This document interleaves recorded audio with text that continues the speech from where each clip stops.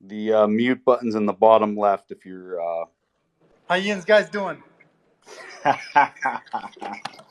Oh, here we go, Steelers. You didn't know I was a Pittsburgher, Mark, did you? Yeah, I couldn't tell by your accent at all.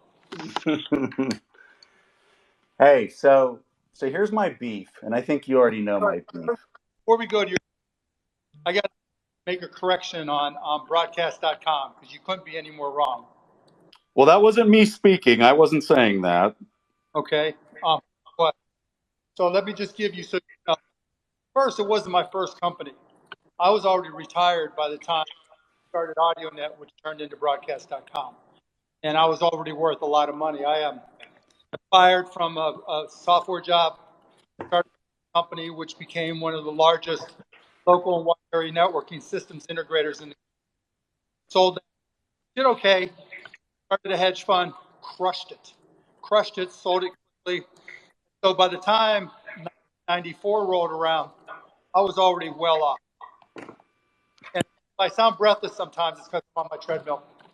And so anyway, French, there's got to be a way we can do sports on this thing called the internet. I'm like, okay, I'm a networking guy. I can program. Let me see what I can do.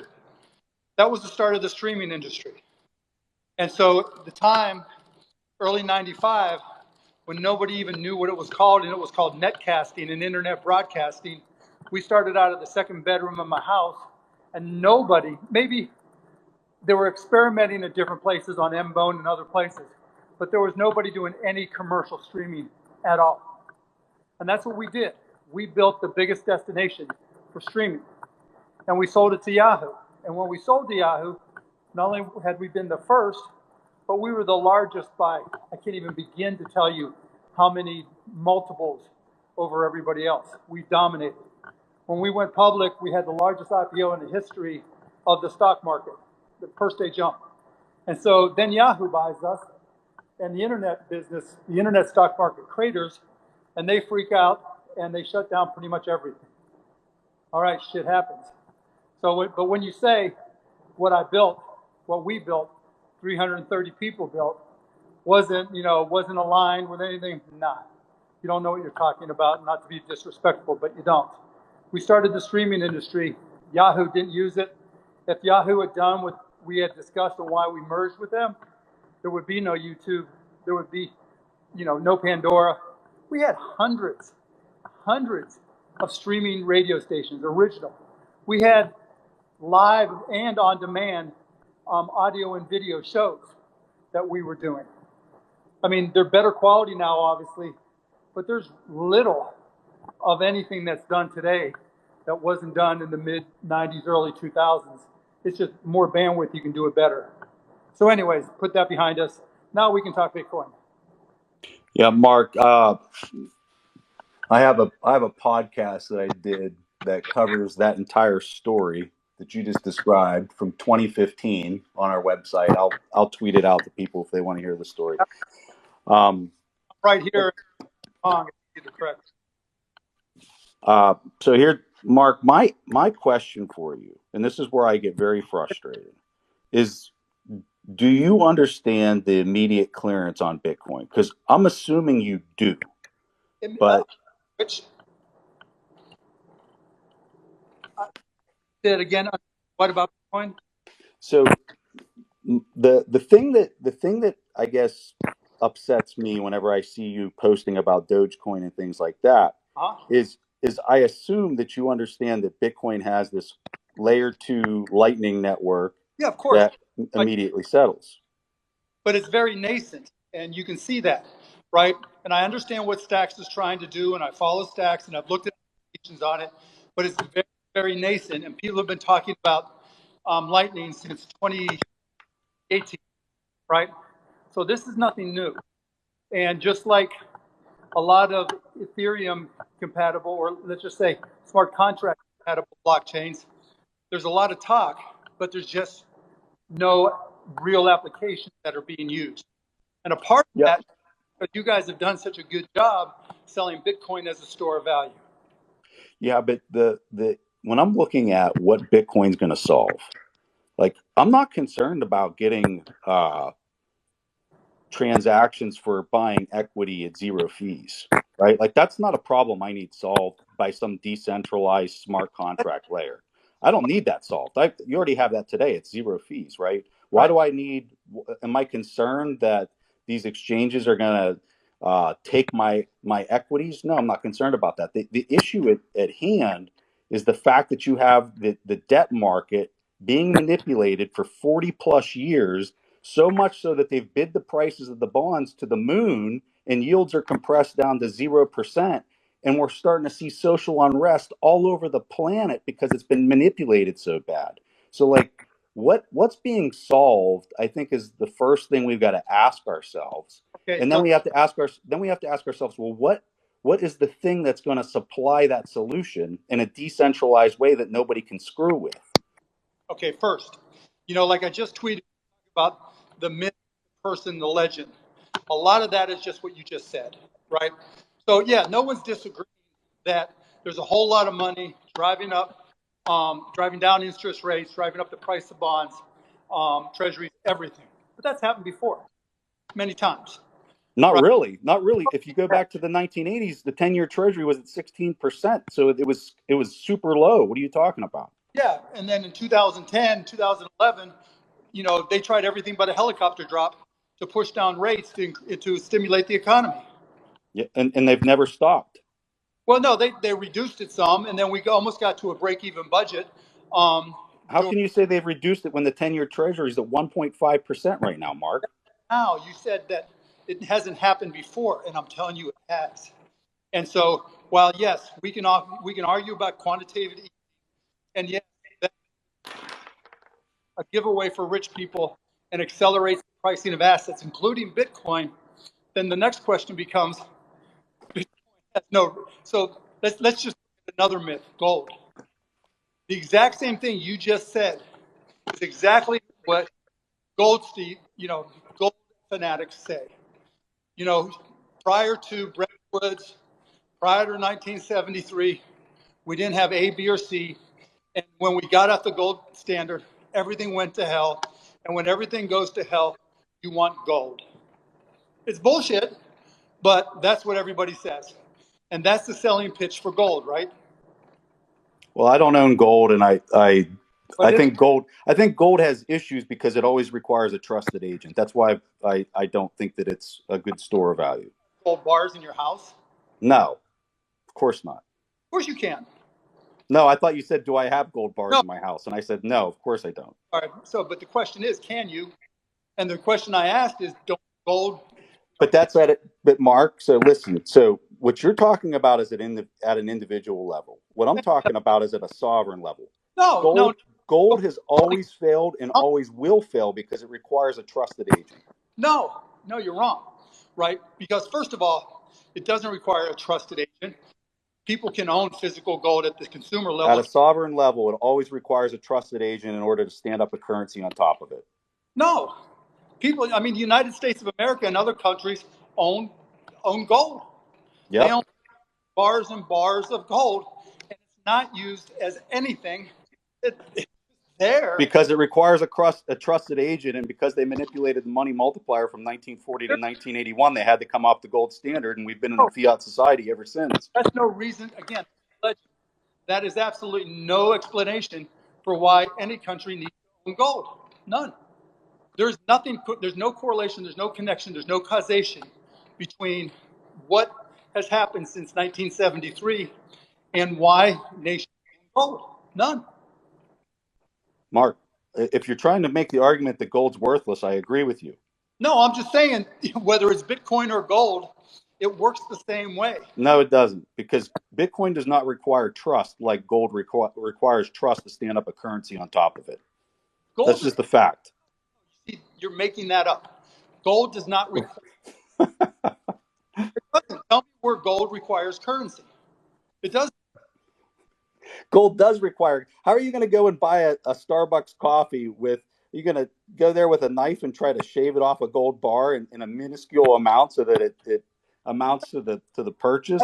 That's the whole reason currencies have been stood up on top of gold for millennia, is because it's not divisible like Bitcoin down to 10 to the negative 8th unit. So how are you going to take a Bitcoin if Lightning Network can only support how many transactions per second and really isn't even stable, and we don't even know if it'll hold up? Mark, what do you think the 100 Mark? million transactions per second actually in Lightning. Okay, we can get there, right? Now everybody has to use. Mark, what do you think the growth rate is on Lightning right now? Oh, it's enormous because it's starting from a small base. It's at 4% per week. Yeah, it's enormous. It's starting from a small base. Why do you think that's happening so abruptly all of a sudden? Because it doesn't take many transactions, and you got El Salvador trying. Bingo. Yeah, trying, but it certainly hasn't been easy, right? And so you're seeing transactions. If you look at any blockchain, level 1 or level 2, when they introduce new applications, they all get tried out, particularly when you've got a lot of people work. But again, so let's just take your point. It's hard to shave. Well, you can convert gold coins. And so just like you can have somebody mining, you can have somebody minting gold coins. A lot more, resources to do that, but they did it in the 1800s. They did it in the 1900s. So it's not possible. Mark, to have a currency that's issued by a government that's backed by gold, it requires trust for the person to manage that ledger. No one's talking now any more than they're talking about using Bitcoin on top of Lightning. Yeah, but the difference, Mark, is whenever I open a channel on Lightning, I have an undefinitized contract that I write on the layer 1 so it can't be reused, right? Yeah. Like I could send you could download a Blue or Mun wallet right now. I could send you 1/4 of a cent, right? I could send it to you instantly and you would receive it. The fees are nothing, right? Like how are you running around? How are you running around on Ellen, right? Promoting Dogecoin that settles in how many minutes, that is backed by nothing, right? That's not decentralized, that have 30,000 nodes all running it geographically distributed all over the planet. Like, to me, honestly, dude, like you seem like a scammer. Dude, did you watch you watched the whole thing? Yeah, you were there by Dogecoin. It was so weird. I said I've never promoted Doge as an ever. But Mark, come on, you're not being honest with yourself. You went on there and you were like, "Hey, there's a lot." From what I remember, right? And who knows whether my memory on this is good or not? But like, you went on there and you were like, there's a lot of neat stuff happening in this crypto economy. There's Dogecoin. There's this, right? And it's like, dude, you have a platform. You have so many people that used to look up to you. Like, I've been very consistent about Dogecoin, and I even said how much I own so that people didn't think it was an investment. I said it's better than a lottery ticket, correct? Mark, why would you promote something that doesn't immediately settle, that doesn't have the decentralized piece like Bitcoin, right? That's the point. What are we solving? We're solving the total mutilation of pricing and interest rates on the planet. We're not solving some like clown coin thing. This is nuts. Preston, just real quick. Mark, what I think would be really interesting for a lot of people in here, just kind of as like a learning opportunity. No. See, this is, you create a straw man, and then you stick behind it, then you change subject. I'm not going to let that happen, right? So let's go back to Dogecoin. What is a great way to figure out a little more about crypto? A quarter, $2, $5, $10 on your Robinhood account and buy Dogecoin, or take a deep dive on Bitcoin. Okay, you can argue maybe Bitcoin's a better investment, is an investment, but the difference is with Dogecoin, you can learn about crypto. It's easy, it's stress-free, it's not trying to solve some big problem. And because it doesn't really appreciate a whole lot, it's really easy to spend and it has value. So, because it's not a type of crypto that's designed to appreciate, started off as a joke, it's not trying to solve the trilemma, right? It's not trying to, save a fiat economy. It's just there. And because it's just there, and because sometimes it appreciates, It's more valid as a potential currency because it's easy to spend. As somebody who's been selling things for crypto going on 4 years, Doge only lasts months since last season, but crypto for years, nobody spends Bitcoin on anything for any reason. You know, Mark. So like when I'm reading your Preston, shall tweets. I just come in there? Hold on one second, Peter. So like when I'm reading your tweets, Mark, like I truly thought like you were just scamming people, but like you actually believe this, and No, that's crazy to me. Like no, I can't wrap my head around how you're coming to the logic that you're saying right now. It's kind of insane. it's But at least I know you're not a scammer. Like you truly believe what you're saying. I can tell it in your voice. Yeah, look, if I have $1,500 worth of Dogecoin, don't have a really lot of upside, do I? But I did it with my then 11-year-old son. This is how you learn crypto, right? This is an inexpensive way to see how crypto can transact. The people who buy Bitcoin, even those who are using the Lightning Network right now and growing at 4%, are going to be very, very hesitant to use it. Why? Because it's a store of value. And what is the expectation of store of values? You tell me. Yeah, but Mark, what's happening is we're totally replacing the settlement layer here. Like No, you're changing the question. What is the expectation of a store of value? to save it. And for it to go up in price, right? And so, how often do you take an asset that appreciates and exchange that for just a normal good or Well, service? to be honest with you, the other day on Twitter, I was tipping people $1 to $5 all over the place using the Lightning Network with my Bitcoin. Preston, Because can I just come in here? yeah, you want to demonstrate, you want to support it, but for the majority of people, if they think an asset's going to double in price or triple in price, they're not going to spend it. So, Mark, Peter, one last thing. So, Mark, are you tracking what Would you agree? Jack Mallers is doing? Because what he's doing is he's auto swapping fiat currency into the Bitcoin Lightning Network, transporting it down to El Salvador, and if people want to accept the local currency or dollars or whatever they want, it immediately swaps back into that currency. So he's using the Bitcoin rails, right, to conduct all of these transactions like time now over the network utility. And if the person wants to still receive fiat or whatever, it doesn't matter. He can immediately swap it right back into that. So So what, what I think you're missing is the network's being used, even though people don't even know the network is being used. so what you're missing is that now you're saying that Bitcoin is going to try to compete with solidity compatible blockchains and L2s. And that, okay, now it's Lightning against optimistic rollups, against Polygon, against Cardano, against Solana. That's not a positive for Bitcoin. That's not a positive at all. I'm going to jump in here now. Hi, Mark. My name's Peter. How are you? Good, Peter. How are you? Good. So a couple of things I'd just like to cover with you. I think trying to class Bitcoin as binary medium of exchange or store of value does Bitcoin a disservice itself. It's actually both. So just as an example, a couple of examples for you. I do use it as a store of value, but I'm based in the UK. A lot of my sponsors are in the US, and I invoice them using Bitcoin because it's a lot easier. And that Bitcoin settles in 10 minutes rather than going through the banking system. And I can provide examples and evidence of that for you. So and when that comes to the UK, I convert 75% into pounds and 25% stays in Bitcoin and 75% to run my business. So just to try and say it's one or the other is as misleading. Also, just let me finish the point, and then just as somebody who's been to El Salvador a whole bunch of times, last time I was there when the Bitcoin law passed, and the great thing about going into El Salvador now is that I do use Bitcoin as a medium of exchange for two reasons.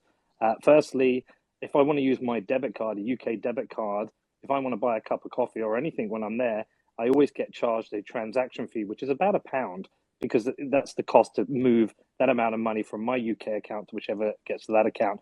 When I buy on the Lightning Network, it's instant, and it's the cost is a rounding error, and I'm happy to spend that kind of couple of pounds in Bitcoin. So I am using it as a medium exchange there, but also when I'm out there, I don't have to think about even getting dollars.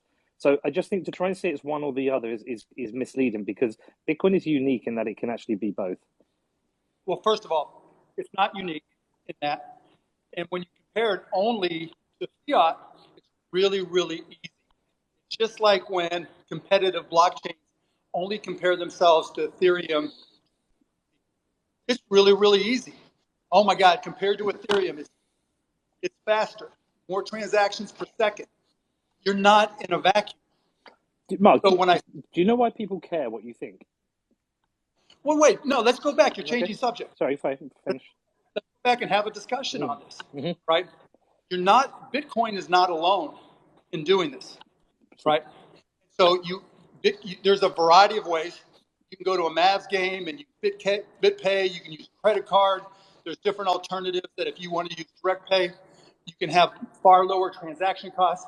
It happens instantaneously, all that stuff. That's not unique to Bitcoin. It is to El Salvador. Well, it is an Yeah, so I'm just giving you a perfect example. I'm giving you an actual example. That's great, but let's go to the Bahamas and look at Bitcoin Cash. It's been there for how long? But there's no need to compare it to Bitcoin Cash, because Bitcoin Cash has no network effect. Nobody cares about it. So I'm just telling you. You're hoping. So you're hoping that Bitcoin has a better network effect in El Salvador. You're hoping. No, it has that network effect because I used it. Every retail environment I went into after September the 7th accepted Bitcoin. I went to Starbucks, went to McDonald's, went everywhere, and they accepted it. And there's a lot of places that accept, AMC Theaters accepts Dogecoin.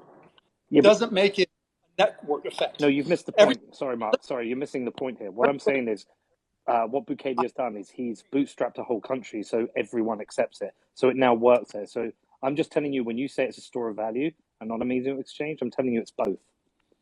What I'm telling you is, as long as, so a lot of things can have multiple features. I'll go back to gold. It can be used for industry. It can be used for jewelry. It can be used for a lot of things. The question becomes, what is its primary utilization? Bitcoin, without question, primary is store of value. Now, I understand that the Lightning Network creates new opportunity. In El Salvador, it is now required that they take Bitcoin in transactions. That's great. Now, they thought it was going to be the difference in the Bahamas for Bitcoin Cash. As you said, it didn't have the network effect. We'll see what happens in El Salvador. We'll see how it plays out. Well, we'll see. It's not a network effect yet, because there's demonstrations in the streets, and there's a lot of people who don't. Okay. And let me just answer that point, because I was at the demonstrations, and I went to 3 demonstrations. At each one, there was less than 500 people there. Okay, there you go. So they're small demonstrations. That's fine. Yeah, and they are not anti-Bitcoin demonstrations. They're anti-Bukele demonstrations. If Bukele had made Bitcoin illegal, they would be demonstrated to have it legal. I'm going to give you that. It's amazing, just incredible in El Salvador for Bitcoin. Just more amazing than we ever possibly imagined. Yeah. Yes, I agree. Wonderful. But there's also a fundamental problem. What's that? You got to buy the Bitcoin still. Now, mind, and because one of the Bitcoin problems is the only way really to organically earn Bitcoin is via mining it. No, that's not true. Otherwise, well, no, very few people. So it's got to start somewhere, right? Think of the progression. It's got to be mined first. Otherwise, it doesn't exist. Only 2 ways to acquire it, right? Or when it's first started. Somebody mines it or somebody buys it, correct? No, incorrect. Okay. I just told you I get paid in Bitcoin. No, of course you can get paid, but the question is, where did the person paying you, where did that original Bitcoin come from? I don't understand why that matters. It matters because if most transactions have to be sourced with a purchase of Bitcoin, that increases the cost. It increases the friction. Okay, carry on. doesn't it? No, How's that different than anything else, though? it's Oh, anything. but I'm not saying it's different than a lot of other things, but if you're going to be unique, you have to be unique. You can't just dismiss it when the majority of transactions initiated are just like anything else. So, Mark, here's what's Mark. This is what's unique. If you want, my humble opinion on what's unique, the fact that it is so decentralized compared to anything else, so right? you're missing You what you just said. these look at what happened with the miners in China, right? Right. China banned it. Yep. 50% of the network went offline. Yep. It didn't miss a beat. Yep. And the reason China isn't trying to do more is because they can't.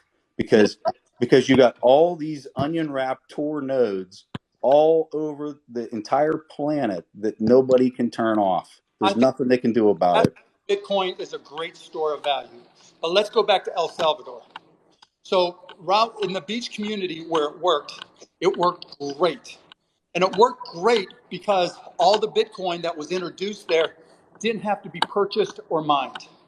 It was just distributed.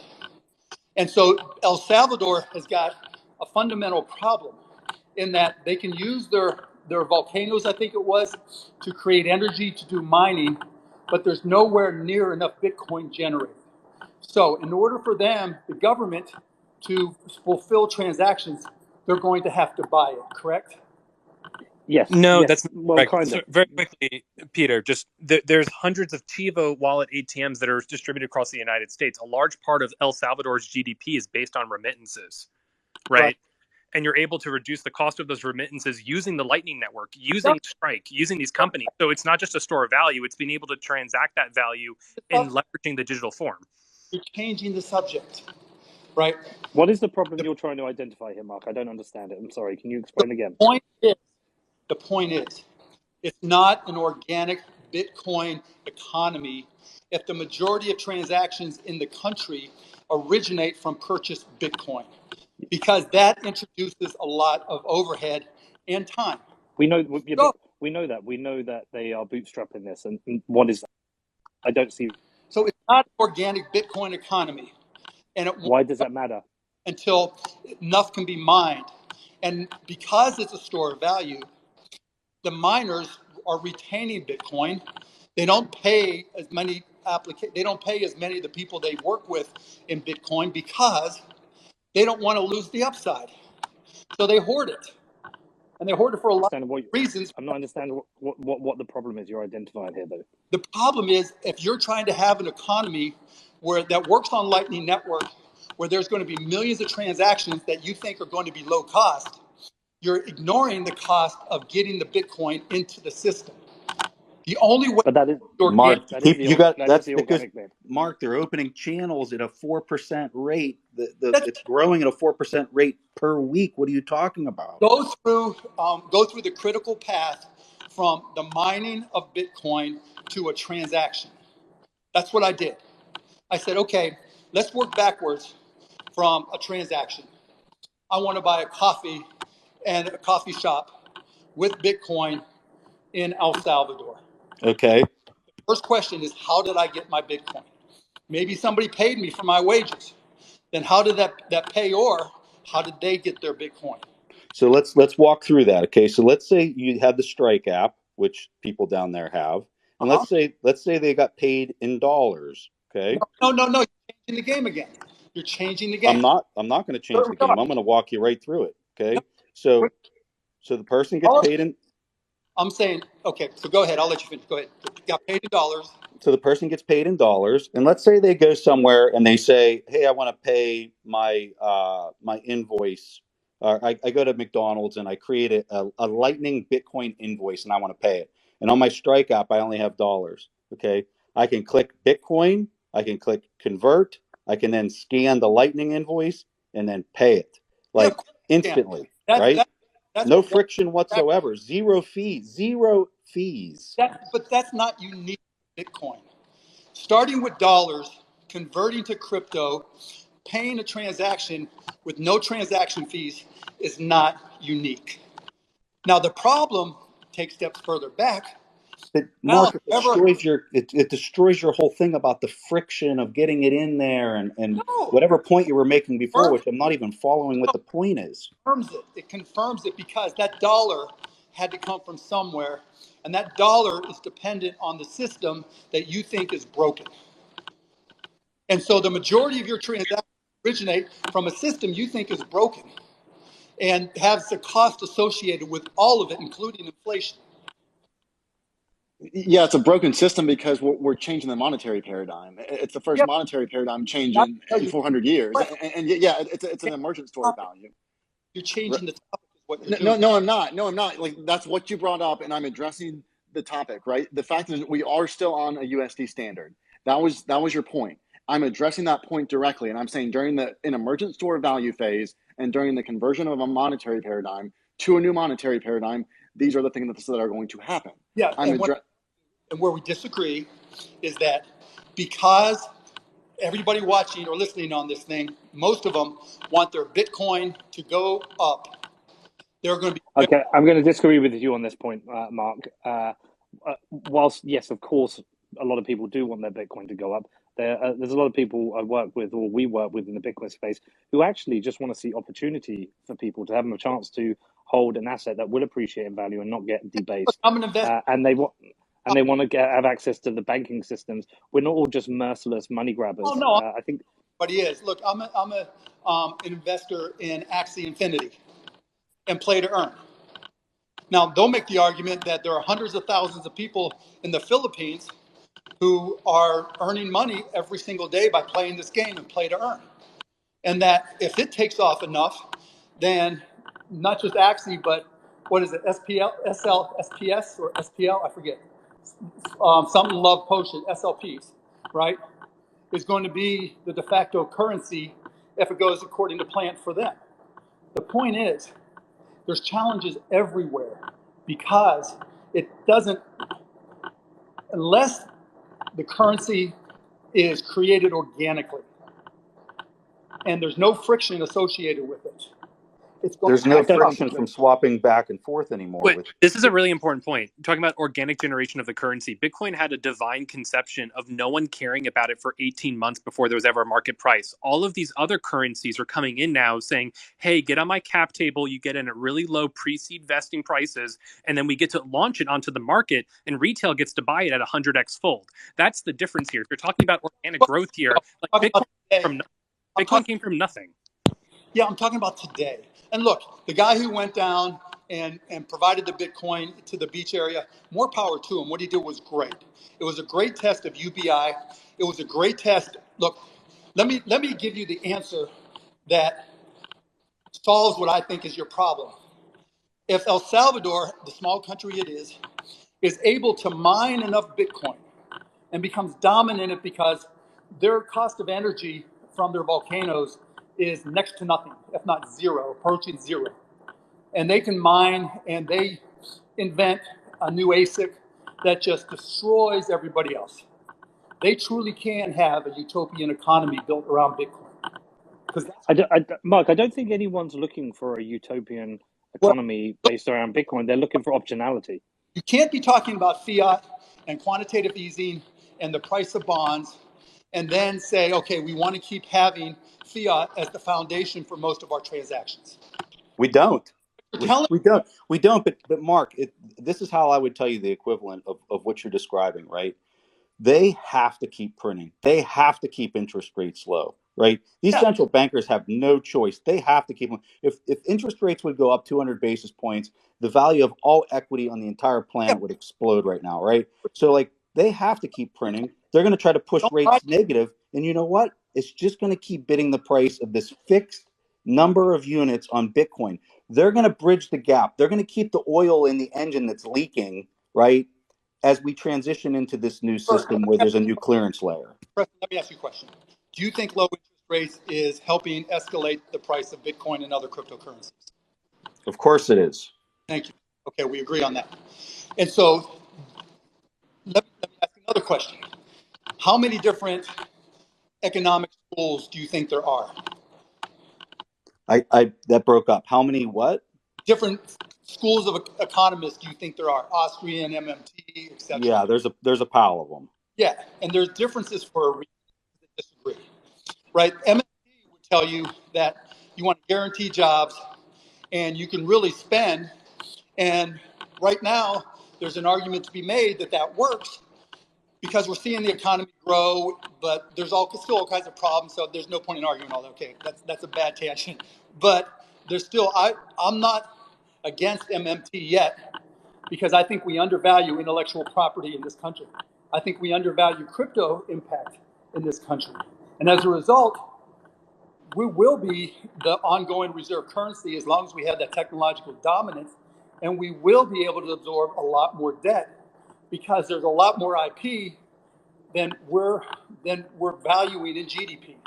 I think that this charade is going to continue until trust is completely eroded in the fiat-based system, where quantitative easing is just totally oversaturated. I mean, look at Ray Dalio, one of the smartest people on the planet when it comes to these types of issues. Right? Ray and I email on this shit, and I give him edits on his notes. So, Yeah. I like and respect Ray. Hey, So, Preston. Yeah. Hey, Preston, real quick. Mark, there's a ton of people in here that obviously are all pro Bitcoin, bullish on Bitcoin. I think that what's kind of getting lost in the conversation is I think you see Bitcoin, and correct me if I'm wrong, as a global store of value or one of the assets that is vying for that position. Is that fair? Store of value on the planet. That's why I own it. Okay. So help us understand, you get to kind of guide Bitcoin to go from that store of value that we all agree on to a currency that's used on a global basis or has, a kind of full global adoption. What do you think has to occur? We've done a lot of kind of back and forth in terms of things that we maybe disagree on. What do you think those steps are that would get us to a place that would actually have you say, yep, that checks the box, that's a medium of exchange on a global basis? We have to have another 2017, and you have to have inflation. And the reason for that is just that it pushes more people to adopt it, and you get from having a small minority of the global population holding it to now you've got either People, close to a majority or a majority. It's not as good a store of value, and so it's not. People don't feel shitty when they spend it and it goes up $100 more, and they just realize they left $100 on the table. Okay, so and this is something that I think most people in the Bitcoin community fully admit we don't yet know, but there's theories around this, is if Bitcoin continues to be adopted on a global basis and we go from estimates of, let's call it 100 to 150 million people around the world in crypto, many in Bitcoin, but unclear exactly what that breakdown is. But let's say 100, 150 million globally. If we started to get into 2, 3, 4 billion people actually holding the asset, the thought process is that the US dollar exchange price volatility would drastically subside. And at that point, if that US dollar exchange value price subsided from a volatility standpoint, more people started to use it. You think that's a viable path to get us from just a store of value to what would be a medium of exchange as well? Yeah, and if the Mavs make every single shot they take, we'll be undefeated. That would be a good plan. Yeah. The problem with that perspective is you've got a lot of other cryptocurrencies, and I don't even like to call them currencies, crypto platforms. Let's just call them networks, platforms, that are competing with you, that have their own value and differentiation, that are more consumer friendly and more transaction likely. Here we go. Here's where I'm going to come in. Okay, so firstly, they're not really competing, Mark. I know you think they are, but let me ask you something about this. Wait. Take a step back to what you said. I've invested in hundreds of businesses. I've started tens of businesses, and pretty much all of, but maybe one or two have worked that I've started. All right. And the one thing an entrepreneur has to learn not to do is lie to themselves and think they're infallible. Because every single business I've ever seen where the people who are leading the charge think it's infallible have failed. And so if you think you're infallible, it ain't going to work. Because I didn't say that. I just said they're not competing. Yeah, well, yeah.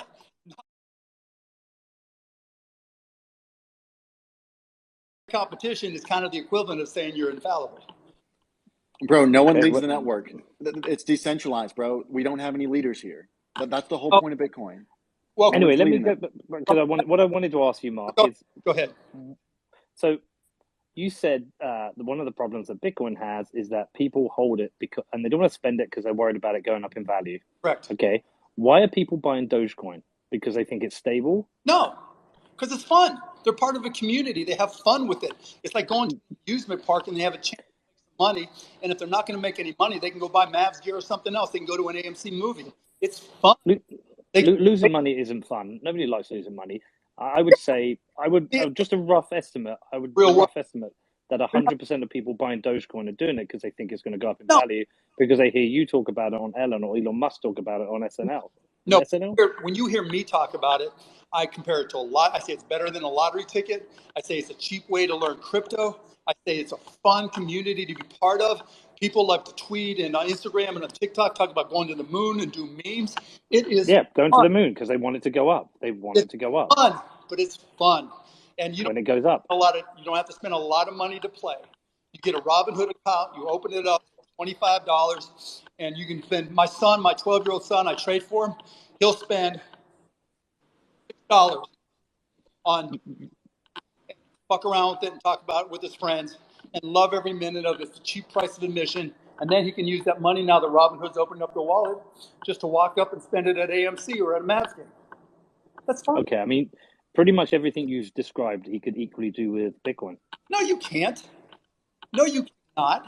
You can't. You can buy $25 worth and you can have fun with it. Actually, you can do something a whole lot better. You can buy a Raspberry Pi and teach him how to put it together, and then load $100 worth of Bitcoin into, and he can open a channel.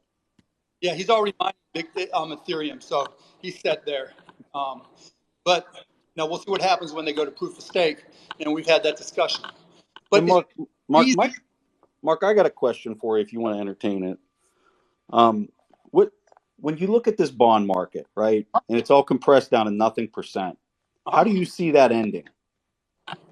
I think, they'll ease. They'll increase interest rates slowly as the market allows them to. The price of stocks will go down. There'll be a correction of some sort, like there always is, and then things will balance out. So as the entire planet is levered to their eyeballs right now, and interest rates are at nothing %, you think that central banks, you actually believe central banks are able to raise interest rates and that the economy could handle that? Okay, so first, let's dissect what you just said. You actually believe that central banks, so you're creating a boogeyman, right? When I talk about man, person, myth, person, legend, you're creating a myth that these guys don't know what they're doing and there's no chance that they could ever possibly get it right. That's not the case, right? Then they should be able to stop QE and let interest rates, a free and open interest rate environment occur, correct? No, not unless you want a lot of starvation. Yeah, so they can't stop manipulating the market, is what you're saying. So, trying to keep people healthy, trying to make it so that we don't have a depression is a valid effort. And so you're not, the last time they went laissez-faire, and I'm not an economist, and I don't know if any of you guys are either, but as I remember, it was 1929 because Herbert Hoover said we can't interfere. And we learned a lot of lessons. And so I don't think just being laissez-faire is the way to go. And so I don't want the world to suffer, but what happens if something steps in a decentralized way and starts supplying the pressure of a decentralized, uncontrollable system that it doesn't matter how much they want to manipulate it, it won't matter because what's supplanting it is taking over. So you guys look, like I wrote in my little tweet storm that right before this, you guys do a great, great job of selling the legend, selling the myth. What if? These guys are idiots. The central banks are idiots. The amount of debt is crushing. Fiat, you're losing every second of every day because of inflation. It's not that it's not based on truth. But let me give you an alternative. What if, using AI, artificial intelligence, we increase productivity 20%? And you're just doing exactly the same. You're literally selling a new myth. Yes, exactly. That's my point. Well, this is an Yeah, interesting point. Peter Thiel makes this point No, about it's not. the 21st century is going to be Bitcoin and free open markets versus AI top-down communism. And it's funny that that's like that's Peter Thiel's point. That's Peter Thiel's point. That's not. I'm talking about. Well, bro, because of Moore's law and computing power, we're already doing that. The issue is the central debasement's going No, against that. So you're talking about something that's let's already been happening. Technological innovation's been happening for the last 50 years because of Moore's law. It's downstream of that. It's no, been happening, and we're doing it. We're doing it. It's central bank printing that's getting in the way of it. That's no. what's going on. Okay, so let's talk economics. And again, I'm the first to admit I'm not an economist, so any economist can rip me to shreds. But if we devalue the currency X amount, but we increase productivity by more than that amount, and or grow the economy by more than that amount, can you grow the economy so that interest rates can be increased gradually and it works? You're fighting an uphill battle. You don't have to do that. If you have a deflationary currency and if the technology is naturally deflationary, they're running in the same direction. That's what's going on. Right now, they're fighting against each other. It's two opposing forces. It does not have to be this way. Hey, Mark, you mentioned earlier that you were proofed Ray Dalio's his releases. Ray's saying nothing of the sort. So how are you editing his emails, like you said earlier? Editing was probably wrong. I give him my feedback and tell him what I think, and some he uses, some he doesn't. Right? But he totally disagrees with you. What's that? Oh yeah, he disagrees with me on a lot of different things, but he's a great historian, and I respect everything that he says. But he hedges by owning some Bitcoin because he's the first to admit that he doesn't fully understand it. But I want to go back to what you said in relationship to AI, because you just kind of skipped over it. AI is not dependent on Moore's law. AI is dependent on so many other things, and we're just touching the surface. If you look at the most valuable companies in the world, they're all great at AI. If you look at the most pressing need that we have as a country, it's not our debt burden, it's how do we compete globally, and the foundation for that competition is AI. Now, there's no correlation or causation between AI and Bitcoin at all. And if I had my druthers between AI, and there are some risks, increasing our productivity or just doing things to increase our productivity 5, 10, 15%, I'll take that over Bitcoin taking over our economy every single time. And you guys dismiss it as being no chance, just like I dismiss No, it's not binary. That's not what I'm saying, or that's not what no one is saying up here. It's not binary. These forces can work in the same direction, or they can work in opposite directions. Right now, they're working in opposite directions because of central bank debasement. Yes, they are. Mark, you're wrong. They are working in opposite directions. Dude, how are they not working in opposite directions? Right? You just said. Here's what you said. You said that if productivity can outcrease printing, it does good. But it doesn't have to be that way. You're right. That's a true statement. But it doesn't have to be that way. They can work and go in the same direction, and that's what a sound monetary standard does. It's not an either or. So put a timeline on when you think Bitcoin can be integrated to the point that it is a replacement for the central bank. Mark, can I ask you a quick question? And also, can I just make another point? I'll answer his question within 10 years, Mark. Okay, so within 10 years, I don't think that's marginally feasible, but okay, let's just say it is. What do you think is going to happen with AI?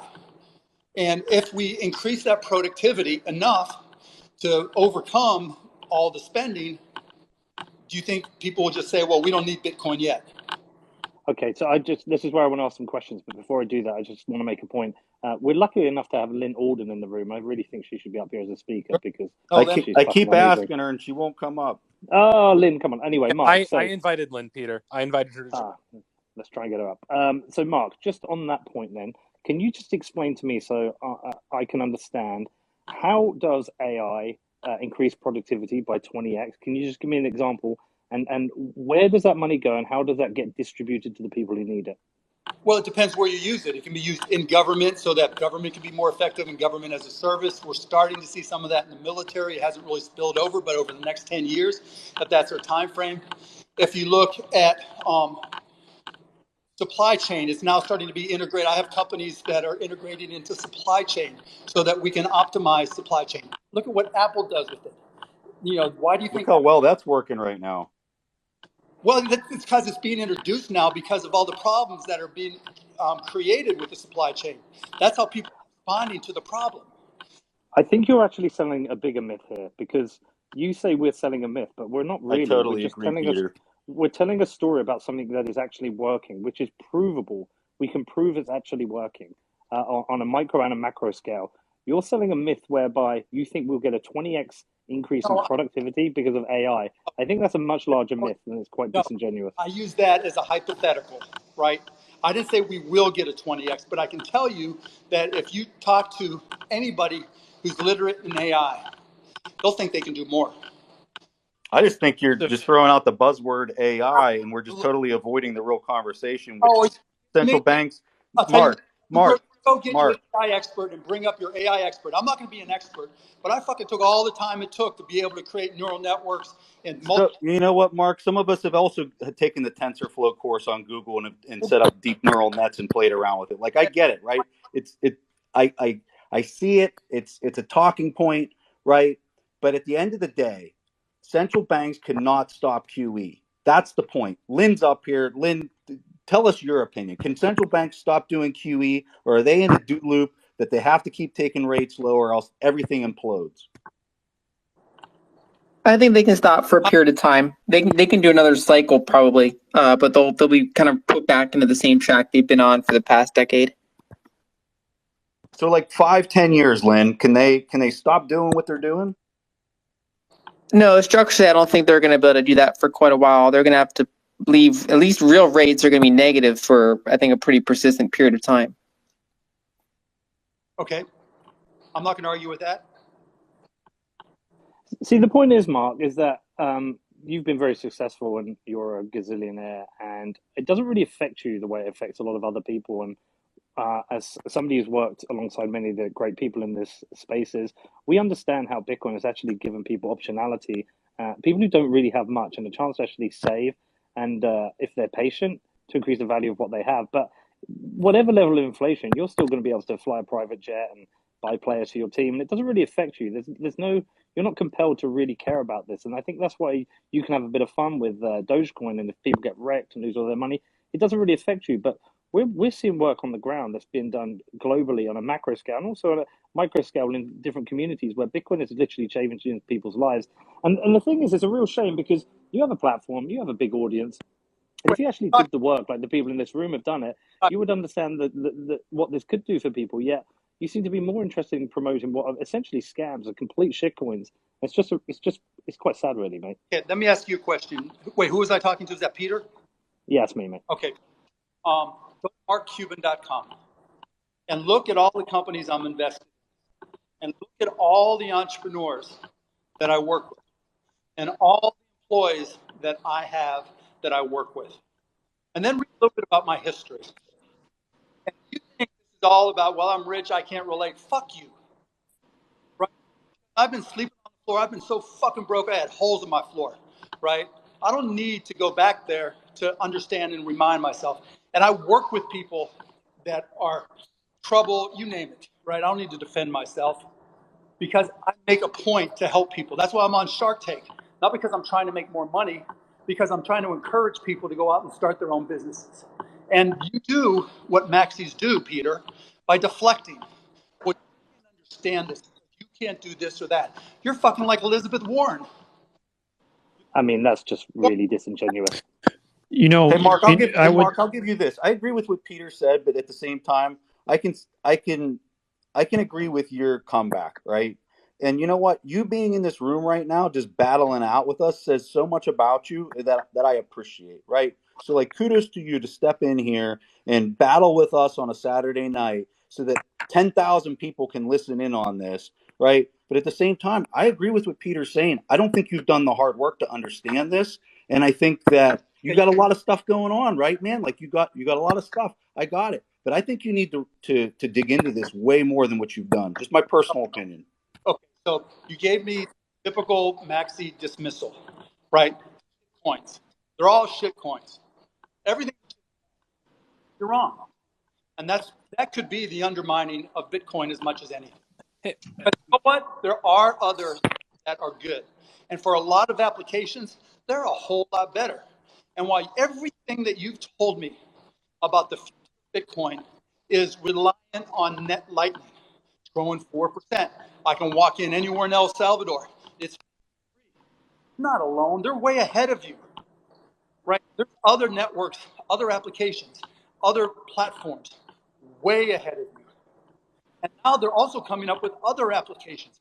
Put aside the collectibles market and people I know buying rocks and crypto punks and all that, trying to make money. That's great. More power to them, right? There's, I like them.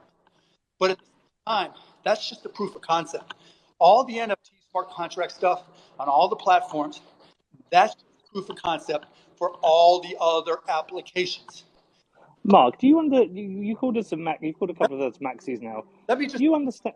point. No, I just want to say because do you understand the difference between Bitcoin and all these other networks? Because it's like going to like if I asked you about which car to buy and then you presented me a bicycle, No, they're fundamentally different because I know they all exist, but Bitcoin and crypto are very different. Do you understand the difference between Bitcoin and crypto? Because it's a real fundamental point. Because if you don't, this conversation is kind of Preston, it's a bit pointless. Clear, and Peter, you're very, very clear about the decentralization and the nodes and what happened in China being exemplary and how that decentralization is protecting. I understand it very well. What I also understand is why and how consumers buy. Also understand how businesses try to improve their productivity. And remember the story I told about the early days of the internet with starting streaming, when everybody would just laugh. Why the fuck would I, do something with the internet? Why would I do anything with the internet when I can just turn on the TV? Everybody laughed. When I started the first all high definition television, everybody laughed. No one's going to buy these 25, et cetera, et cetera, et cetera. So I'm used to going against the grain. And let me just tell you, people will follow the path of least resistance for the application they want to use. They listen. Mark, Myth. I've got something good to put to you then, Mark. I wanna. Do you think? Just give me this one, Rob, and then I'll hand over because I know I'm dominating. Mark, do you think within the next 5 years that any other cryptocurrency will become legal tender in a country? It's possible. Do you want to make a bet on it? I bet you 100 grand right now that it doesn't happen within 5 years. Oh, no, because I think if it works at all for El Salvador, then another small country will adopt it. Why wouldn't they? So you do understand the fundamental difference. Comparing crypto to Bitcoin is comparing cars to bicycles. They're completely different things. I don't understand. Yeah, but guys, hold on 1 second. I think this whole entire conversation is kind of getting off track here a little bit. And look, I've talked to Mark about this, not a lot, but enough where I think I kind of understand his thought process. And obviously, most people up here I respect. I spend a lot of time with you guys. My big takeaway from this entire conversation is there's way more agreement than there is disagreement. And Mark, you correct me if I'm missing something here, but what I take out of this is everyone on this stage agrees that Bitcoin is a store of value. Mark owns Bitcoin. Everyone else up here owns Bitcoin. Everyone agrees that it's a store of value. We also all agree that there is a potential path to Bitcoin becoming a global medium of exchange. I think the major difference is Mark assigns very, very small probability to that occurring. Most people up here assign a much higher probability to that. And then the last big point is everyone up here from the Bitcoin community is talking about Bitcoin as a monetary asset, right? A store of value, eventually a medium of exchange. Mark is bringing up the point that other pieces of technology that are competing for technology applications, et cetera. And I think most people in the Bitcoin community would say, yeah, they're very different, right? Ethereum or Solana or any of these other things are trying to solve a completely different problem. And Mark, if I remember correctly, at the beginning of the conversation, you said, look, Bitcoin has no competition from a store of value standpoint, but it's just these other platforms that are, quote unquote, further ahead in terms of serving various applications. Is that kind of a fair summary of where everyone is? What you left out was that store of value, being good at store of value, acts as a boat anchor for everything else because people want to use it for that. It also opens up the door for other applications to do what Bitcoin expects to do because there. Again, I'll use Axie Infinity. And look, there's lots of things right and lots of things wrong about what they're doing in the Philippines as an example, right? But the people in Philippines aren't clamoring for Bitcoin. They're clamoring for SLP. right? And they're clamoring to get sponsors to play Axie Infinity, because that's the organic currency that they can earn. And that currency, well, isn't necessarily a currency, but it can be distributed organically because they actually create it themselves. So the point being, you're going to be competing with a lot of other platforms for a lot of different applications. Now let's take it one step further. Let's just say, all the things that have happened with fintech get disintermediated by DeFi. All the things that we've seen with smart contracts, with NFTs, get applied to any number of other applications, so that there are 2 or 3 competing other platforms that people are using and buying those tokens for, because they need to use those applications. So Mark, this is a really interesting point, because I think that most people don't make the analogy, but I would go as far as to say what Axie Infinity is doing is analogous to, let's say, Uber early on paying drivers and riders and kind of subsidizing growth. At some point, if that subsidy goes away, is your belief that the audience or the user base will kind of move on to the next thing? Or is the thought process that these applications will attempt, similar to Web 2 technologies or platforms, to build enough of a network effect to stay and hold people without having to continue to have that subsidy? Depends how big the gets. So the game for Axie Infinity is if they get a big enough community that people, by advertising, they sell intellectual property outside the community, so that external money comes in, and then that external money is enough to support the gameplay and the subsidies can leave, they win. That's the bet. That is. Got it. And so I guess the big question is, if you think of the Bitcoin network, mining obviously is a subsidy to some degree to get people to come onto the network from a mining standpoint. Really what El Salvador is doing is, with the state-backed fund, they're creating a subsidy as well to get Bitcoin into people's hands. Your point, I think, is just, hey, how much do they actually need via either mining it or buying it in the market to seed into their economy in order to actually get the network effect, where then the government can kind of take their foot off the gas pedal and the people then now use Bitcoin in the economy without that subsidy? Almost. Because the problem is, if you get the network effect, there isn't enough Bitcoin that can be mined within El Salvador. So the perfect scenario in my mind, It's infinitely divisible, though. no, that's not the issue. Of course, it's infinitely divisible. All cryptocurrencies are at least 18 decimals divisible. So that's not the issue, right? The issue is, if they grow the perfect event, that's what I was talking about. The perfect scenario is they can mine enough, the government can mine enough Bitcoin to pay all their bills organically in Bitcoin without ever having to purchase dollars or any other currency to use that to buy Bitcoin. That's the ultimate, because at that point in time, the whole economy is run and managed by Bitcoin, because so much of the employment is government based. Then the people that they mine the Bitcoin, they pay their employees in Bitcoin. Those people buy their coffee in Bitcoin. You don't need to be dealing with all the exchange fees, and you don't need to be dealing with the currency translation fees. And you probably need to transfer from Bitcoin to some other USD or some other fiat. So, Or Mark, if Just a circular economy at that point. yeah, it's self-fulfilling economy. But if they can't, and but Yep. Mark, the demand is there, just the thing to keep in mind, though, is that since Bitcoin works with proof of work, you need to have energy, and not all countries have large energy silos that they're able to trade. So they need to be able to trade other goods and services for that Bitcoin. And just because they're not able to generate, if they're energy poor as a country, doesn't invalidate the thesis, since it's not a full circular economy if they're not mining on site. They can trade goods and services for energy that's being produced in Texas, right? no, You can have miners in Texas generate the Bitcoin, and you trade the goods and services to bring that Bitcoin into that economy. that's fine. But it's going to be priced on dollars. But let's just say, for the sake of example, they can buy some percentage of their goods, and they can buy some percentage of they can barter for some percentage of their Bitcoin in El Salvador using goods and services, right? I forget what their number one resource is, but let's just say they only sell that for Bitcoin, and that increases the amount of Bitcoin that they have available to them organically. the more the demand for Bitcoin, if that demand for Bitcoin outstrips the availability, the organic availability of Bitcoin, then you have effectively a QE set of circumstances where they have to go out there and figure out a way to buy a currency, most likely USD, in order to buy more Bitcoin to satisfy the demand. And if they have to buy more Bitcoin to satisfy the demand, what happens to the price of Bitcoin?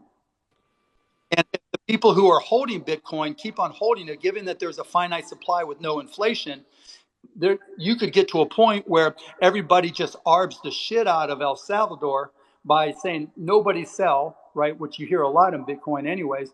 And the price the price inflation accelerates more dramatically than they can afford, and they have to go away from Bitcoin. And then all citizens that are holding Bitcoin in their account or have chosen to denominate their savings in Bitcoin are upset. No, but the rest of the world is happy, but all the people who couldn't afford, because you talk about me not being able to relate to people who can't afford to save anything. What do you think all those people in El Salvador who don't have the ability to save are thinking? And what they're saying? They're probably thinking I need to get my hand on a smartphone or get my kids to get a smartphone so that I can start denominating my savings in Bitcoin. Again, this is another myth. If you had Michael Peterson here from El Zonte, that's one of the things I thought when I went down to El Salvador. I thought people wouldn't be able to save because they don't have any money. And he actually explained, no, it's actually all relative. Whereas we might be sitting there thinking, oh, I'm not going to buy that TV because I want to buy Bitcoin and save. People in El Salvador, down in Zonte, what they're doing, they might not be buying a can of Coke or a beer and they're saving. But people in El Zonte who are, it's a third world country. Some of the poorest people are starting to save. There is that one guy, I can't remember his name, he was just gradually saving bits and bits of Bitcoin over time, and he eventually got his teeth done and he's buying a cow. And it sounds funny, but it's the truth. Is that the reason they don't save is they had no incentive to save because their money wasn't appreciating value, and they didn't have the technology to save because they didn't have bank accounts. So even the poorest people now in El Salvador are starting to save. So sorry, that's just another myth. Okay, first of all, anecdotal stories are amazing. You can't take. No, it's true. People are now saving there. You speak to Michael Peterson. I believe you. 100% believe you, but you have to look at it on a macro basis. And the people outside El Salvador will benefit more. So let me change it as a question. Are there going to be more Bitcoin holders outside of El Salvador or inside of El Salvador? Of course, outside of El Salvador, because there's 6 million people there and there's 8 billion on the planet. They're the ones that are going to be playing the ARB game, saying, okay, now we're looking at the payments that the El Salvador government has to make. We see that they're bartering from Texas, right, to get Bitcoin to pay some of it, but they're going to have to buy, because I get this all the time, and you guys hear it all the time. So-and-so is going to buy X hundreds of millions of dollars of Bitcoin for their treasury. So let's buy now because the price is going to go up. So-and-so, there's going to be an ETF. So let's buy now because tomorrow this ETF goes gold, hopefully, and more people are going to buy. When you all of a sudden find out El Salvador has $100 million in bills they have to buy Bitcoin for, what do you think is going to happen and who's going to benefit? So, Mark, what is your thought process? A couple of years ago, I think it was Pierre Rochard wrote a piece talking about like a speculative attack on Bitcoin. You could look at something maybe like a Michael Saylor has done, where he's basically borrowing money at incredibly low interest rates that depreciates, rather rapidly, converts it into Bitcoin. So he's trading, kind of bad money for good money, if you were to ask him about it. And a nation state obviously has the ability to print money. El Salvador doesn't because they're dollarized. But if there was another nation state that got in this situation and they just said, rather than go to the market and buy Bitcoin with the dollars on our balance sheet, we're literally just going to print, 500 billion, $1 trillion of our bad money and convert it into Bitcoin in one big purchase. Is that a viable path for a nation state, or is that going to be kind of front run as well? I think it's a viable path, and I think they do it differently. They'd go and buy as much hash rates as they possibly can and threaten what they couldn't buy. So China made a mistake by kicking them out. They should have kept them in and kept control of them like they did with all the other technology. Agreed. So if China gets enough hash rate so they can get to 51% and say, live or die, there goes your family, what happens to Bitcoin if they get to 51%? Yeah. Well, now they're down, sub 5% on a global basis. The US is the leader with But 35% of hash rate as of right now. I guess, and I just want to bring it full circle because this all started with the thread Avik wrote in the National Affairs article just saying, hey, America should embrace Bitcoin. What's your take on what should America do? Is it just allow the free market and kind of private participants to, play it out? Should the US actually do something here? yeah, with Bitcoin, they don't have to do anything. They just let it be. It's just a store of value like gold. And look, one of the great lies of gold is that it's physical ownership. Nobody, other than people who own coins, nobody owns physical gold, right? It's just a digital transaction on a ledger somewhere, and then it trades in the futures market, and people settle. No one physically owns it. It's actually not, from that perspective, it's not all that different. Maybe not Bitcoin 100% analogy because of the inflation rate difference, but the fact that there is no inflation in Bitcoin. But the reality is, there isn't gold being delivered very often except for industrial and jewelry applications. That's And because it's expensive to do physical settlement, unlike Bitcoin. well, yeah, it's expensive, but there's no reason to do it. It may be expensive, but so what? No one's going to do it. If people thought there was going to be a run on gold, they would want to own physical gold. Doubt it. Doubt Well, it. no, I agree with you, and that's why I don't own it.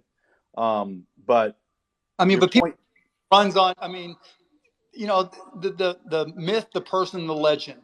It's all around gold, just like a lot of the stuff you guys are talking about now on Bitcoin. Well, Mark, if I may, you mentioned Solana earlier, right? Like as like these other currencies and these other platforms, like that's a different market structure where you have a large amount of VCs coming in and backing something at an early seed round, being able to get tokens before they're ever publicly available at 4 cents, and then it gets listed on an exchange, and then exchanges have massive abilities, like basically from a market dynamic to basically effectively dump on retail, right? It's a bit of a different market structure in that sense. And additionally, like Solana, like had to have a bunch of node runners meet on Discord because the chain broke, and all of the complexity we're talking about for these elaborate features that differentiate away from Bitcoin are Achilles' heels and introduce centralization again. Which, if the whole innovation here is that we've solved the Byzantine general problem, we've actually brought decentralization here. Like the idea that you have to have this elite class of people who have privileged access to the network who actually truly set the rules. It doesn't matter what other bells and whistles you have on top of it. All of the complexity is a liability when it comes to actually doing the computation and the actual innovation. And that actually is a detractor away from everything else. Okay, so let me respond to that. So first, like I said in my tweet storm, that there are a lot of blockchains, L1s and L2s, and a lot of them are going to go belly up. It is a death war right now. But you're wrong when you say that Bitcoin doesn't have those complexities, because there are assets like wrap Bitcoin. And those assets are being held simultaneously and traded and fall right within those same ecosystems. But they have custodians. They're centralized. That's the exact trade-off. That you lose the decentralization, and with the trade-off of becoming centralized and a custodian holding that WBTC on your behalf, you can do all the crazy things you want, but you just reinvented modern banking all over again. There's a custodian. Yeah, no question about it, right? I agree with you there. But again, look, Solana is a bad example because for a lot of reasons. We don't need to litigate Solana, right? But there are good ones, right? There are ones that are working well. And that, again, I'll keep on repeating this. Right now, what's happening, I'll go from the consumer perspective. And a friend of mine, a good friend of mine that I respect a lot, and I used to go back and forth in this all the time. You have to look at it from the consumer perspective. Consumers are going to find applications that they really like and that are easy to use, right? And where those applications are hosted, they're going to be the winners if they're able to sustain themselves. And it doesn't matter what we think about Bitcoin. It doesn't matter about the decentralization. I don't want to get everybody all hyped. So I just made a bunch of people's blood boil by saying it doesn't matter about the decentralization. It sure did. Yeah. Take a step away from that, right? So what I'm saying is the consumers don't pay attention to the intricacies. I was listening to something and they were talking about don't sell the recipe, sell the brownie, right? The consumers buy the brownies. And they focus on the brownies that work for them. They don't think about the recipe at all. And so if enough people are buying different brownies and love the brownies, and those brownies may not be quite as decentralized as you would like, they're going to ignore that fact and keep on buying those brownies. Stupid analogy, but lots of people will tweet that that's a dumb analogy, but that's the best I can think of. But Mark, I think that there's a hint of truth here, right? In the sense that the Bitcoin community points at Ethereum, let's say, and says, hey, Ethereum's not as decentralized. There's a bunch of incentives that are going to make it more centralized over time. We saw over the last 12, 18 months, Binance Smart Chain pops up, much more centralized than Ethereum, according to the Ethereum community, but faster throughput, cheaper fees. Some developers, not all, but some developers moved over, and you could argue that they didn't care about decentralization because they just wanted faster throughput, cheaper fees. You then see Solana, yada, yada, right? So there's a whole bunch of these examples where this happens.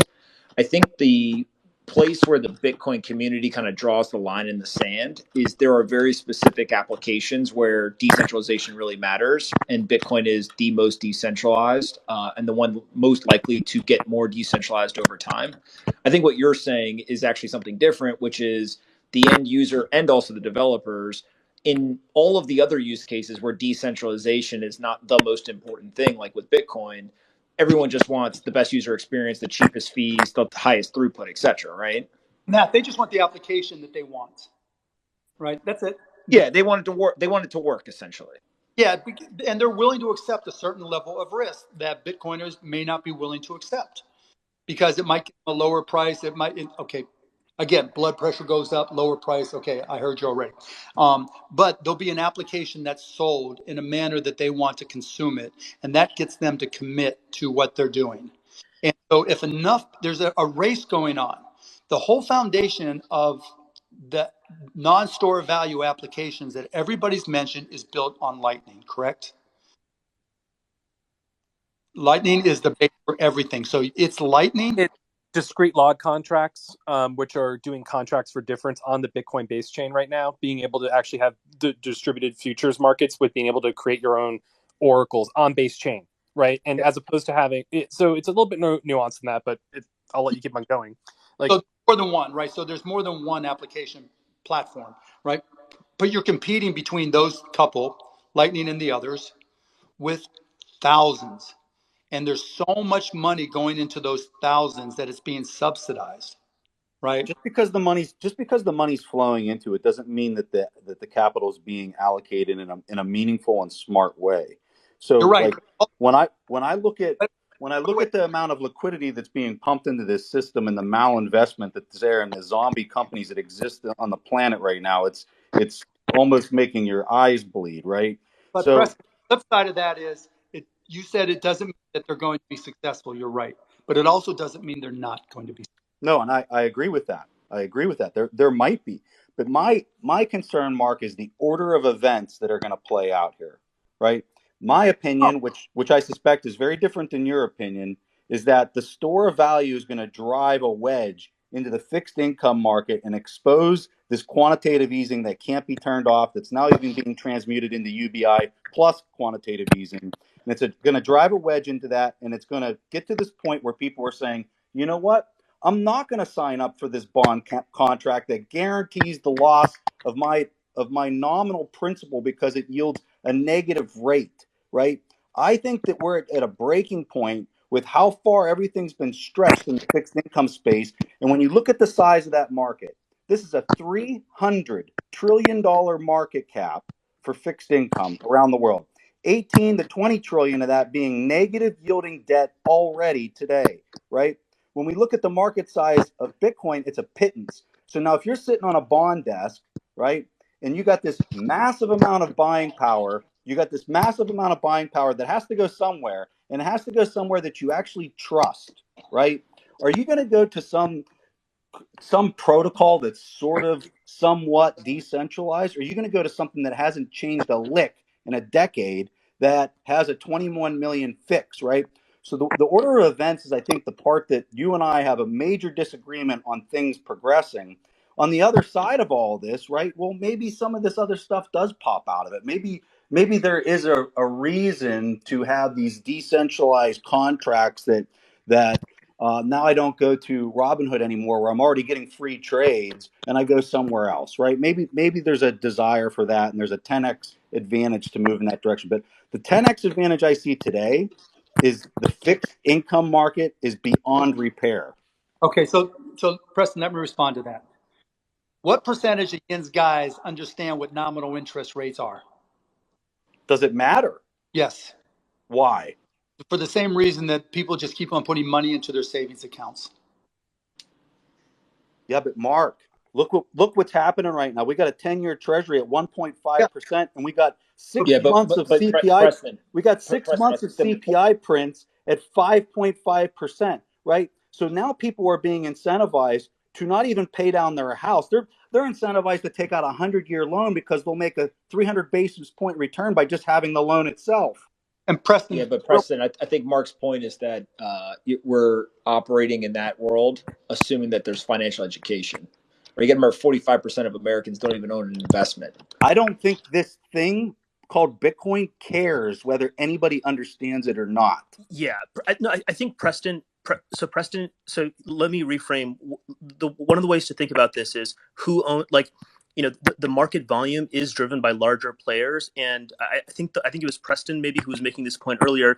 If you think about the like risk reward ratio and the like classic capital markets line, all these asset allocators are being forced out of cash and bonds to take on more risk in equities, and they've all these endowment funds and things have gone into like private equity and venture capital, not because that's a good place. It's because they need to do things like make that trade-off between illiquidity and in order to generate those returns.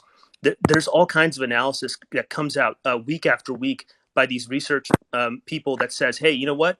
In the 1980s, you could make 7.5%, which is like the return amount that all these endowments have just by investing in various debt instruments. And today, you need a mix of like all kinds of different equities and things like that. So institutional investors, which control the vast majority of capital, are having these conversations. High net worth individuals, which control a ton of capital, are having these conversations. There's some crazy ratio of like 10% of Americans own like 80% of the stocks. So those really well-educated people who can move the market with investment decisions are definitely talking about things that Preston's talking about with the inflation. Even the people who aren't particularly educated on nominal interest rates and things like that, groceries are elevated like 25% plus. The official government economist was on TV saying there's no inflation as long as you exclude the price of pork, beef, and chicken, which is like what people care about. If you go to Home Depot, I had a project, all the shelves, they have like a list of things that are missing from that shelf this week. So I think that like some of these inflation concerns, they may sound conspiracy theory or Bitcoin maxi, but I think people are seeing it day to day now. Here's what you're missing. Bitcoin's not the only alternative to solve those problems. And so all that money is not only looking at Bitcoin, but they're going through the same process that I do, right? Why do I like Ethereum and some of the L2s more than I like Bitcoin? Because I see the applications. And I had, again, with the same smart friend that I love talking about this stuff with, we had the same conversation. And he kind of came around and agreed with me. And what we discussed was, when you have a lot of applications that require a certain token in order to use those applications, that drives demand for the token. That's Ethereum. He's, like concept. This application, decentralized financial applications, decentralized insurance claim approval. There's so many different. Yeah, Mark. I think the point that you're making is fair. There are decentralized types of financial infrastructure that could be built. Part of the whole take that I just didn't hear anyone bring it up, so I'm going to bring it up. Wait. The idea. Oh, sorry, go ahead. Let me finish my point. What happens is when consumers and businesses are using these smart contract driven applications on other networks, Ethereum, Polygon, Optimistic, whatever it may be, they have to buy the tokens in order to use those applications. Consumers will have to do the same thing in order to use those applications. And that is going to create intrinsic demand for those tokens. The people who are making these decisions on trying to find alternatives to treasuries and trying to get more effective yield are going to see those trends. Well, if you go to markcuban.com and start to look at my investments, you'll see that I'm investing where there are applications, right? Because I think that those applications are going to drive a whole lot more utilization than what you're hoping Lightning does. And because of that, that's what creates the competition and risk for Bitcoin beyond store of value. Now, on the flip side, because all these other networks are doing these other applications are not trying to be pure store of values, even though they can be speculative. And a lot of these trading desks will buy them because they see, they see the tokens as products. And as long as there's more demand than supply, the price will go up. There'll be some competition for Bitcoin there. But because Bitcoin is very limited in what Lightning Network can do and will be for at least the next couple years, that's going to work in Bitcoin's favor in terms of pricing. Mark, you keep saying Bitcoin store of value. So how are you thinking about the remittance problem that has already been solved in El Salvador, where it's just swapping from fiat to Bitcoin rails back into whatever fiat they're wanting to use down in El Salvador? The person doesn't even know that they're using Bitcoin.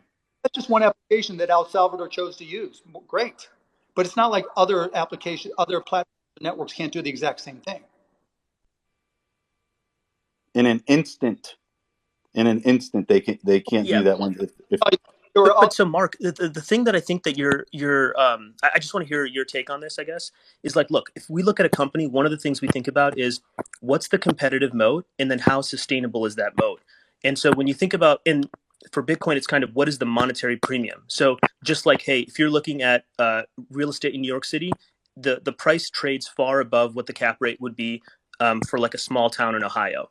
So why can Manhattan real estate collect all this monetary premium that the small town in Ohio can't? Part of it is network effects. Part of it is, people know the supply is constrained. It's like kind of an island. And there's all these things that I think there's a similar analogy to be made with Bitcoin, where with Bitcoin, it's not going to change. With something like Ethereum, even the older Ethereum developers have just quit, or they've, changed tack. All of a sudden, they've changed multiple times. They failed to deliver as a management team. There's all these things where they're failing, and then Bitcoin already works now as it is. So it's kind of like, this thing already works, so it makes sense. You're selling yourself. Jeet, you're selling yourself, right? You're selling yourself. Consumers don't care. People in New York just want some place to live. And if they can get a place where the value goes up and it's a store of value, great. So while you're arguing about the recipe and how much butter should go into the brownie recipe, people are just tasting the brownies to see which ones they like best. Yeah, and so you brought up the video games, and so like that just crystallized it for me. Okay, maybe I am selling myself. I'm definitely deep down the rabbit hole, so totally fair. But think about the total addressable market difference. That's the point that I was trying to make. Something like a Bitcoin is like global money. It can take the monetary premium from Manhattan real estate. Something like Axie Infinity, it's like EVE Online money. Or what is the market cap of the world? You sound like Charles Harkin. You sound like the Cardano guys, right? Well, we're in Africa doing school stuff for children in Nigeria, right? There is no platform that doesn't have a story. Polygon talks about what they're doing in India, right, and in the United States. There's no platform that doesn't have an analogous story that you just brought up. Now, the difference is the finite, and there's even others that serious. I'm saying that serious asset allocators are going to look at Bitcoin for fundamental reasons. I'm not talking about helping orphans. So I'm not trying to. No, I agree. Look, as a store of value, and serious asset allocators are looking at it as a store of value. They don't give a shit about how much it's being used in El Salvador. Mark, we're kind of getting all over the place here, but I'd really like to ask you, you seem to be someone that's very heavy on Ethereum, and you seem to feel very, very confident about its future.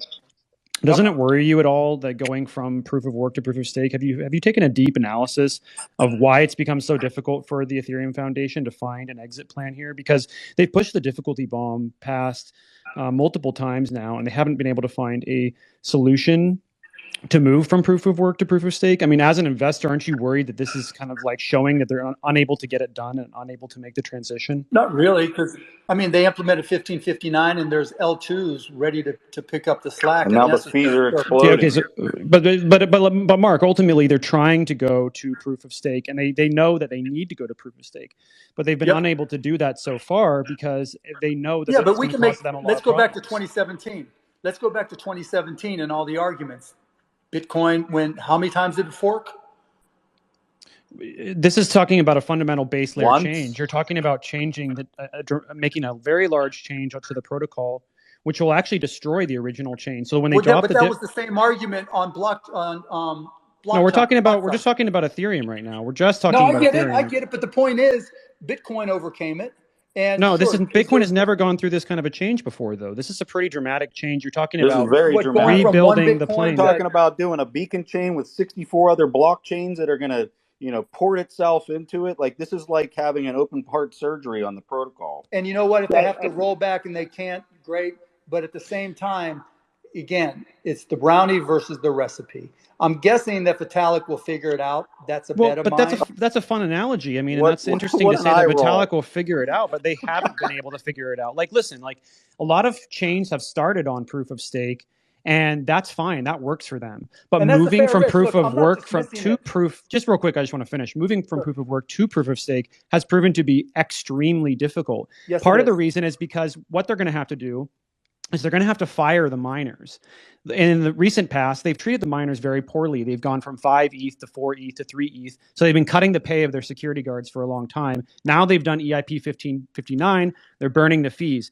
As they get closer and closer to dropping the difficulty bomb, they're essentially saying to the miners, hey, we're about to fire you. We're about to let you go, just so you know in advance. Mark, I don't know if I know you've had a lot of employees. Have you ever let any of your employees know that you're going to fire them 6 months in advance and continue to let them work the job?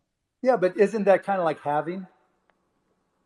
No, it's not like the having at all. It's not like the having at all. ASICs, and you're going to have to buy new ASICs, and it's not like the having at all. They're moving to validators, so they're completely okay. So that's it's not a pure analogy, and it's not purely. I know the difference between mining and proof of work and proof of stake, but what's the difference?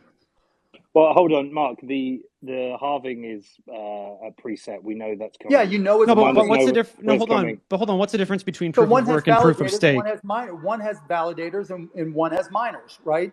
And so that's the difference. And you can put up money and become a validator, et cetera, et cetera.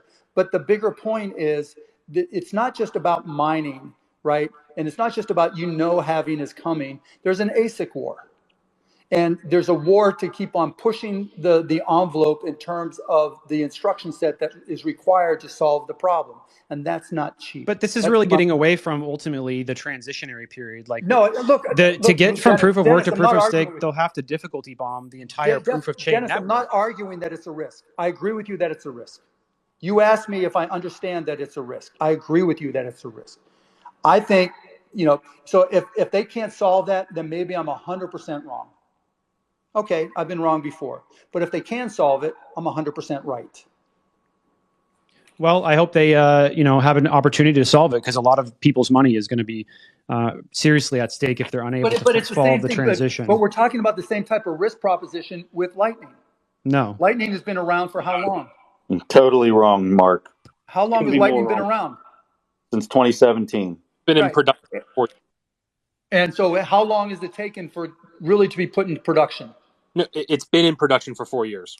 Right, but okay, so to really be put to use, because it hasn't been getting 4% week-to-week growth. I can send you whatever you want right now. Proof of stake isn't even a reality yet. I mean, you're talking about comparing something like Lightning Network, which has been in use and has been used by nation states. You got a country that's using it as legal tender on the Lightning Network today.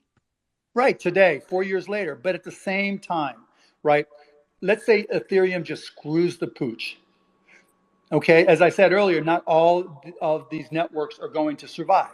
There'll be someone else to take its place. I'll have lost my investment. Shit happens. Yeah, hey guys, that was one of the things I was going to ask. Guys, real quick, I got to leave, but Mark, I just want to say thank you for coming up here. I know that. Yeah, I got to go too, guys. This has been one verse many. I'll see you guys later. Hey, Mark, I appreciate you coming up. Mark. Yeah, that was fun. Hey, how many people are on this thing? 15,000. Let's do it again. So me versus 15,000, that's always fun. Getting a lot of messages, Mark, that you held your own. Honestly, pretty impressed by your ability to come in here and speak amongst the Vipers. Yeah, Preston, thank you so much for trying to do this room together. It was fun. Absolutely. Mark, guys, hey, Preston, you guys got to do this again sometime down on the south side. Thanks for coming on, Mark. My only gripe is stop talking about Dogecoin. Yeah, it's a great introduction to cryptocurrency. I'll keep on talking about it. You'll never hear me talk about it as an investment. Tell people to go start a full node. Yeah, right. Hey, Mark, yeah, because that's easy. Mark, thank you for the back and forth. Enjoy it. It is. Thank you. My 8-year-old son put mine together. All right. Well, my 11-year-old did Ethereum, so we're good. All right, guys. Take care. Hey, see ya. Take care. Bye. See you, Mark. Appreciate it, man. Mark, appreciate it, man. Mark, appreciate it, man. Mark, appreciate it, man. Mark, appreciate it, man.